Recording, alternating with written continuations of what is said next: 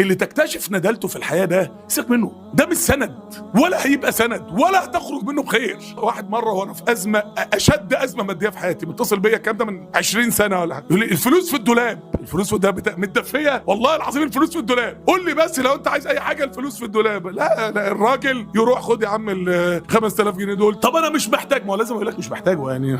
الرسول صلى الله عليه وسلم قال لهم في الآخر لا تجمعوا جوعا وكذب، جعانين وكمان بتكذبوا بتقولوا شبعانين. ما هو البني آدم كده نفسه عزيز عليه غصب عنه، فانت خد، طب خلاص خدهم ورجعهم لي تاني، بس يعني لو عدى يومين ابقى قابلني لو شفتهم طبعا. خلاص ما هو وراه 50,000 حاجه محتاجهم فيها، خدهم يا عم وبقى رجعهم لي بس بعد اسبوع تاني، انا خلاص بستعينهم عندك. يعني انا بعلمك الحياه، ده الشهامه ودي المرجله. عشان كده وجاهدوا في الله حق جهاده. في واحد بيقوم تجاه الاخرين وتجاه اللي حواليه في بيت الايمان بفكره اداء الواجب. انت كويس؟ انا سمعت انك عملت حادثه، انت الحمد لله مفيش كسر في قاع جمجمه ولا في نزيف داخلي الحمد لله، ولا تتحط على الحمد لله. عايز حاجه اجيلك، والله العظيم اجيلك يا راجل، شوف اللي انت عايز. فده فكر اداء الواجب غير فكر الشهامه. فبالظبط كده في ناس في الدين عندها فكر اداء الواجب، انا والله العظيم كويس اهو الحمد لله وبحضر دروس اهو وباجي معاهم، فكره اداء. فين الشهامه مع الدعوه في هذه الفتره السوداء من عمر الامه؟